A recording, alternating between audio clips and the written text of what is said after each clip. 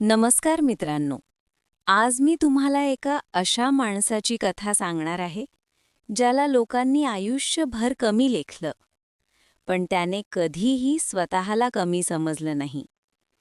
ही कथा आहे रमेश नावाच्या एका साध्या माणसाची. साधं आयुष्य, मोठा संघर्ष.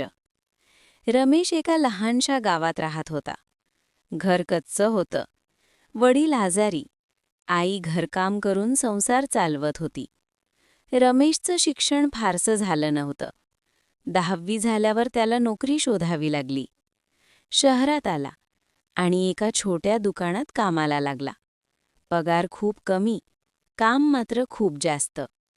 लोक त्याला म्हणायचे, "अरे याच्याकडून काय होणार? हा तर आयुष्यात काहीच करू शकत नाही." हे शब्द रमेश रोज ऐकायचा, पण कोणालाच काही उत्तर द्यायचा नाही. अपमान आणि वेदना. दुकानात मालक रोज ओरडायचा. ग्राहक चिडले की रमेशलाच बोलायचे. कधीकधी रमेश रात्री एकटाच रडायचा. मनात एकच प्रश्न, मी इतका वाईट आहे का? पण त्याच रात्री तो स्वतःला एक वचन द्यायचा, की आज मी गरीब आहे, पण कायम नाही. मेहनतीची सुरुवात. रमेशने ठरवलं, मी माझा वेळ वाया घालवणार नाही. दिवसभर दुकानात काम, रात्री मोबाईलवर शिकणं. तो नवीन गोष्टी शिकू लागला. काम कसं वाढवायचं, ग्राहकांशी कसं बोलायचं, पैसे कसे साठवायचे. पगारातून थोडे थोडे पैसे बाजूला ठेवू लागला. लोक हसत होते, इतक्या पैशात काय करणार? पण रमेश शांत होता. पहिली संधी. 2 वर्षांनी रमेशने धाडस केलं. एका छोट्या जागेत स्वतःचं छोटं दुकान सुरू केलं.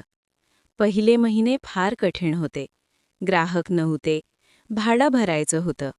अनेकदा वाटायचं, चूक तर नाही केली ना? पण तो थांबला नाही. अपयशातून शिकणं. काही निर्णय चुकले. कधी तोटा झाला, कधी कर्ज वाढलं. लोक म्हणाले, आम्ही आधीच सांगितलं होतं. पण रमेशने हार मानली नाही. त्याने चुकांमधून शिकायला सुरुवात केली. हळूहळू ग्राहक वाढू लागले. त्याची प्रामाणिकपणा लोकांना आवडू लागला. यशाची पहिली चव. 3 वर्षांनी रमेशचं दुकान चांगलं चालू लागलं.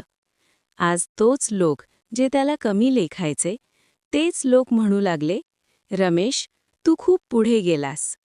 आता रमेश आईवडिलांना चांगलं आयुष्य देऊ शकत होता. खरी यशाची व्याख्या. एक दिवस रमेशने मागे वळून पाहिलं. त्याला जाणवलं, यश म्हणजे फक्त पैसा नाही, यश म्हणजे स्वतःवरचा विश्वास. आज रमेश यशस्वी आहे, पण तो अजूनही नम्र आहे. शेवट, शिकवण, मॉरल. मित्रांनो, ही कथा आपल्याला एकच गोष्ट शिकवते. लोक तुमच्यावर विश्वास ठेवतीलच असं नाही, पण तुम्ही स्वतःवर विश्वास ठेवला पाहिजे. संघर्ष हा शेवट नाही, तो यशाची सुरुवात असते.